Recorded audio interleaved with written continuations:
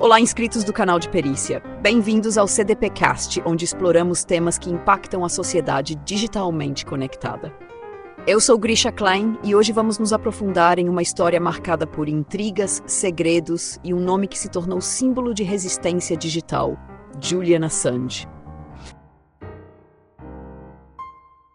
Conhecido mundialmente como o criador do Wikileaks, Assange é uma figura controversa, vista por alguns como um defensor da transparência e por outros como um criminoso perigoso. Mas afinal, quem é Julian Assange? Como ele passou de um jovem hacker australiano a um dos homens mais caçados do planeta?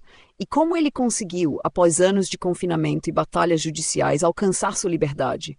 Hoje vamos percorrer essa trajetória complexa e cheia de reviravoltas. Julian Assange nasceu em 1971, em Townsville, Austrália, e cresceu em uma infância conturbada.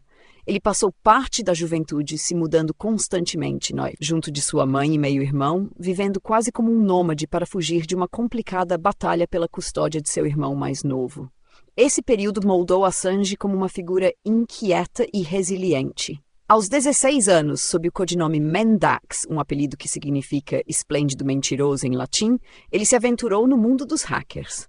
Junto com dois outros jovens, formou um grupo chamado Subversivos Internacionais, um coletivo dedicado a explorar sistemas computacionais ao redor do mundo, mas sem causar danos diretos.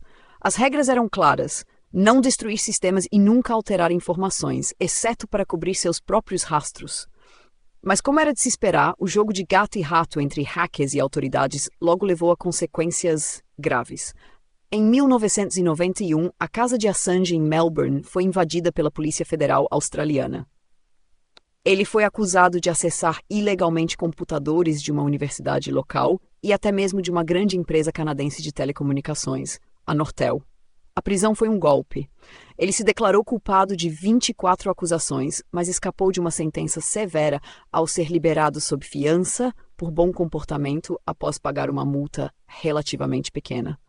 No entanto, o que parecia ser o fim de sua aventura hacker era apenas o início de algo muito maior. Em 2006, Assange fundou o Wikileaks, uma organização sem fins lucrativos, dedicada a publicar informações confidenciais de interesse público.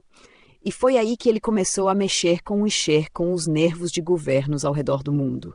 De documentos sobre execuções extrajudiciais no Quênia, que lhe renderam o prêmio da Anistia Internacional, a relatórios secretos sobre prisioneiros em Guantánamo. Cada publicação desferia um golpe na opacidade das grandes potências e instituições.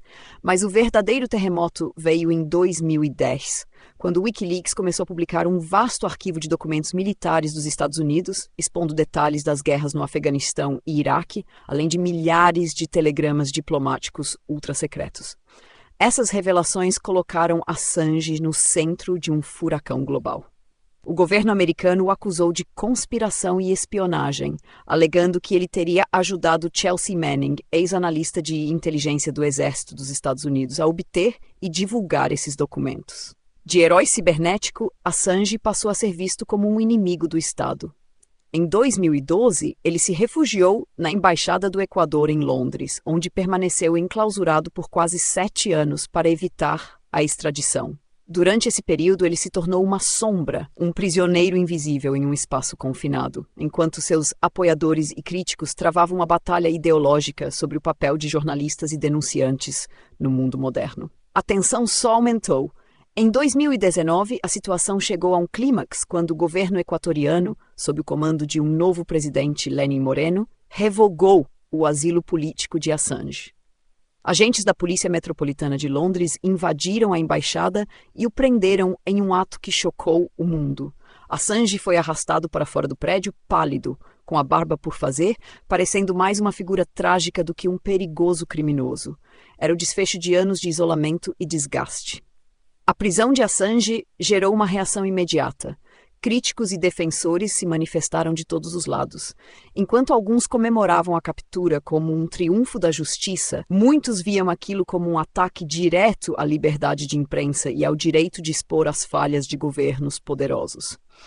Julian Assange foi indiciado nos Estados Unidos por acusações que, embora inicialmente parecessem de menor gravidade, rapidamente se tornaram um símbolo da guerra contra a liberdade de expressão digital. A acusação principal era de conspiração para acessar sistemas governamentais e, possivelmente, hackear senhas protegidas. Mas, para muitos, ele não passava de um jornalista digital que ousou enfrentar o poder, revelando verdades desconfortáveis que ninguém queria ver expostas. Após anos de prisão e processos judiciais, a reviravolta aconteceu em 2024. Assange foi finalmente libertado da prisão de Belmarsh, no Reino Unido, após um acordo com a Justiça dos Estados Unidos. O momento foi agridoce. Para garantir sua liberdade, ele aceitou se declarar culpado de violar a lei de espionagem americana, mas já havia cumprido o tempo necessário de sentença, totalizando mais de 5 anos em confinamento.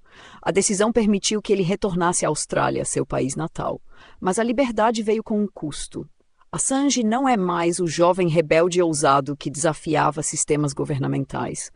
Hoje ele carrega o peso de anos de batalhas judiciais, perda de saúde e uma reputação que ainda divide o mundo. A saga de Julian Assange é um lembrete do preço que se paga por enfrentar o poder estabelecido. E enquanto o debate sobre seu papel continua, herói ou vilão, mártir ou manipulador, uma coisa é certa: a história de Assange marca um ponto de inflexão na era digital, onde informações são armas e a verdade pode ser tanto uma bênção quanto uma maldição. Fiquem atentos, porque o próximo capítulo dessa história pode ser ainda mais imprevisível. Agradecemos por ouvirem nosso episódio de hoje. Se gostou, compartilhe e se inscreva para acompanhar mais debates sobre segurança digital, cibercrimes e figuras que desafiaram os limites do mundo conectado. Até o próximo CDPcast.